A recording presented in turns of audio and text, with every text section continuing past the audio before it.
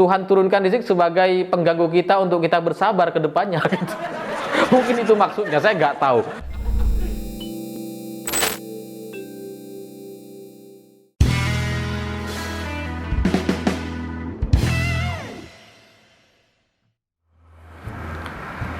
Selamat malam para mantan, selamat malam untuk semua kalian yang dulu pernah dikecewakan. Gimana rasanya dikecewakan? Mungkin perasaan semacam itulah yang kita rasakan hari ini atau kemarin ketika baca berita vonis Rizik. Vonisnya tuh ternyata ringan banget gitu. Rizik ini kan ada dua kasus hukum, kasus kerumunan dan kasus tes swab. Kasus pertama divonis 8 bulan penjara. Sementara kasus kedua divonis 20 juta rupiah denda, subsidiar 5 bulan penjara. Maksud subsidiar ini adalah kalau dia nggak bayar 20 juta rupiah, maka dia nambah penjara 5 bulan gitu.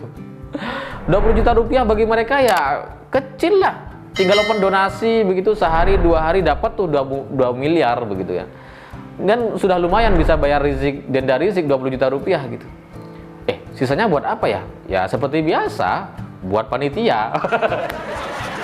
Panitia ya bebas lah menang banyak, selalu menang banyak ya, bebas lah buat mau nikah lagi, kayak mau beli kapal selam, kayak bebas lah, terserah panitia gitu ya, uang duit panitia gitu. Nah, cuma kan sekarang Rizik jadi fokus ke 8 bulan penjara. Itu artinya Rizik sudah ditahan sejak bulan Desember 2020, sekarang sudah bulan Mei. Itu artinya mungkin Rizik itu bebas sekitar bulan Agustus atau 2 bulan lagi gitu. Ringan banget. Dikit banget gitu. Itu nggak sebanding dengan drama-drama yang sudah terjadi di pengadilan, mulai dari nangis-nangis, pakai sel Palestina, nggak mau sidang online, ngamuk-ngamuk, ngancam-ngancam hakim, wah nggak sebanding lah gitu. Dramanya banyak banget, pengamanannya banyak banget, dendanya cuma 20 juta rupiah. Itu rugi bandar itu ya.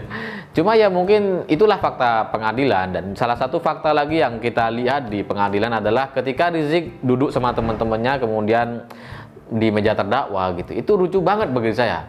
Ketika saya lihat foto ini, saya jadi kepikiran ini sebenarnya pengadilan di negara mana ya? Kayak bukan di Indonesia gitu ya, kayak di planet Namek gitu. Teman-temannya Piccolo ini jangan-jangan kan mirip gitu. Piccolo itu kan namanya pakai penutup kepala putih gitu, orangnya suka marah-marah.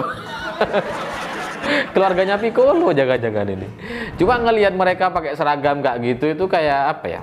Ribet banget pasti mereka. Tapi untungnya Rizik itu ada banyak temannya gitu. Jadi mungkin salah satu manfaat ada banyak teman yang sama-sama ditahan itu ya nanti bisa gantian laundrynya gitu.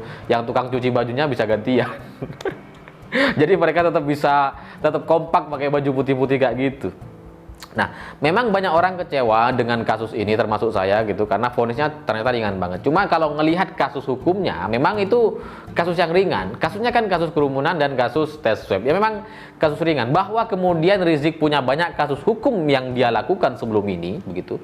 Misalkan chat porno, kemudian penghinaan Pancasila, penghinaan presiden, penghinaan Hansip, penghinaan budaya, macam-macam itu, ya itu kan tidak diproses hukum gitu.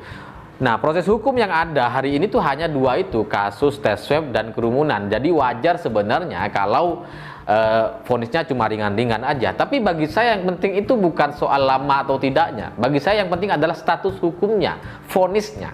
Divonis bersalah itu udah luar biasa gitu. Karena Rizik itu sekarang sudah menyandang status sebagai narapidana 3 kali berturut-turut di 3 presiden berbeda. Itu luar biasa konsisten dan istiqomah gitu. Dari mulai Megawati, SBY dan sekarang Presiden Jokowi. Nanti nih kalau 2024 ganti presiden, ada presiden baru, terbuka kemungkinan Rizik masuk penjara lagi. Bayangkan betapa istiqomahnya Rizik keluar masuk penjara ya. Maling ayam aja nggak kayak gitu istiqomahnya gitu.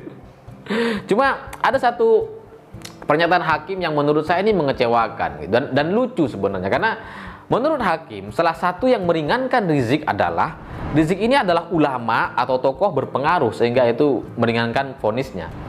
Ini lucu bagi saya. Kalau pertimbangannya hanya soal pengaruh, kurang berpengaruh apa Ahok gitu. Sudah dipilih jutaan orang di Jakarta. Itu kan jumlah pemilih Ahok itu jauh lebih banyak dari pendukung Rizik atau anggota FPI gitu. Bayangkan anggota DPR yang juga dipilih secara resmi lewat pemilu, dipilih oleh puluhan atau ratusan ribu orang gitu. Itu real di masyarakat, suara real di masyarakat. Itu kan artinya mereka juga orang-orang berpengaruh gitu. Apakah kemudian kalau mereka terkena kasus hukum, anggota DPR atau Ahok ini terkena kasus hukum, apakah juga ada pertimbangan keringanan seperti itu? Setahu saya kok nggak ada ya. Kok cuma Rizik yang punya keringanan sampai ada alasan peringanan hukuman gitu. Ya ini, tapi ya gimana lagi? Yang hakim kan dia gitu. Kita ini cuma bisa komentar. Cuma suka tidak suka, bagaimanapun kita tahulah bahwa Rizik ini memang ada hubungannya dengan politik gitu. Karena salah satu bukti bahwa Rizik ini punya backingan atau dukungan support dari elit atau pejabat di negeri ini adalah soal cerita balihonya. Jadi ketika Rizik masih di Arab Saudi, baliho Rizik itu terpasang di banyak tempat di Indonesia. Kalau soal harga cetak balihonya, itu mungkin mereka bisa donasi, bisa sumbangan lah.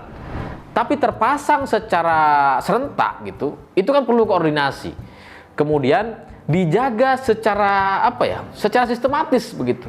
Baliho-baliho Rizik ini kan ilegal, di semua tempat ilegal, nggak bayar pajak, nggak ada izinnya. Tapi mereka bertahan loh baliho-baliho ini. Itu artinya apa? Dijaga.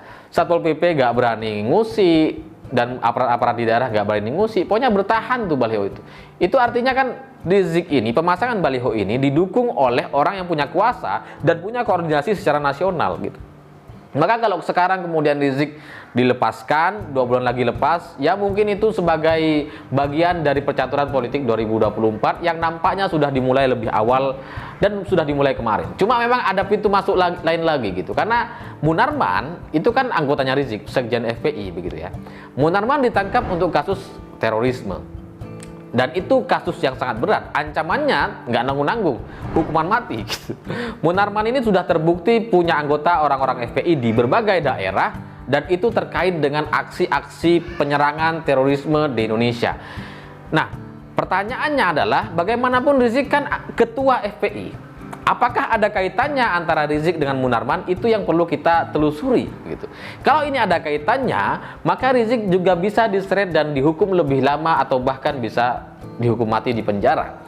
Tapi kalau nggak ada hubungannya, itu artinya memang benar tuduhan-tuduhan bahwa Rizik ini hanya boneka yang dimanfaatkan oleh Munarman yang cuma bisa bicara dan dia nggak tahu sebenarnya apa FPI di dalam itu. Mereka-mereka yang bikin aksi terorisme, menyerang negara itu Rizik nggak tahu gitu. Dia cuma vokal aja, cuma pidato aja kerjanya gitu. Nah di bawah ini Munarman. Jadi Rizik ini seperti yang dia tuduhkan kepada Jokowi gitu. Cuma boneka Rizik ini, bonekanya Munarman gitu. Dan kalau ini terjadi, kalau opsi kedua ini terjadi, maka Rizik akan kembali di tengah-tengah kita dan menghibur kita dengan banyak-banyak provokasinya gitu. Rizik kembali dengan kalimat-kalimat yang pedas, yang tidak bisa diproses hukum gitu, yang nggak ada satupun orang mau memprosesnya. Dan ya mungkin itulah kenyataan yang harus kita terima gitu, karena kesabaran kita itu memang harus diuji gitu sebagai manusia, dan itu sesuai dengan janji Tuhan gitu dalam surat An-Nas, alladzi yuwaswisu fi sudurin nas minal jinnati wan nas. Jadi yang mengganggu kita itu dari jin dan manusia gitu. Setan-setan yang mengganggu kita, mengganggu keimanan, mengganggu kesabaran kita itu dari jin dan manusia. Ya mungkin Tuhan turunkan Rizik sebagai pengganggu kita untuk kita bersabar ke depannya gitu. Mungkin itu maksudnya, saya nggak tahu lebih pasti. Tapi dari kasus ini kita mestinya belajar bahwa penangkapan Rizik sampai di sidang, sampai di penjara, itu menunjukkan kan selama ini nggak ada kerusuhan, nggak ada demo besar-besaran. Itu jadi pelajaran penting bagi kita, karena kita itu selama ini tuh takut untuk memproses Rizik gitu. Males untuk didemo, males untuk menghadapi aksi-aksi besar-besaran yang dilakukan oleh pengikut Rizik. Ternyata setelah Rizik di penjara pun ditahan, nggak ada apa-apa tuh gitu. Maka ke depan kalau Rizik ini berulah lagi, bikin pernyataan lagi yang macam-macam, yang provokatif gitu, mestinya kita nggak segan-segan untuk memproses, nangkepin dia lagi. Kita mesti belajar juga dari pembubaran FPI dan HTI di Indonesia yang selama berpuluh tahun itu sulit untuk dibubarkan begitu, karena ada alasan analisa bahwa ini kalau dibubarkan nanti terjadi kerusuhan, demo besar-besaran, penolakan dan seterusnya. Itu yang kemudian membuat pembubaran FPI dan HTI itu berbeda hari, berbeda tahun begitu. Sebenarnya instruksi presiden kan pembubaran HTI dan FPI serentak gitu. Tapi kemudian dipisahkan. Dan itu juga masih diundur-undur gitu. Coba kan sekarang terbukti setelah dibubarkan setelah diblokir rekeningnya, bahkan ditembak mati anggota-anggota FPI itu, biasa aja kok gitu, nggak ada apa-apa gitu. Mestinya kan dari sini negara ini harus belajar untuk tegas terhadap orang-orang ini, terhadap provokator-provokator ini, agar jangan dibiarkan dan jadi contoh bagi generasi muda ke depan. Saya pikir itu, terima kasih sudah menonton. Jangan lupa subscribe, like, dan komen. Begitulah kura-kura.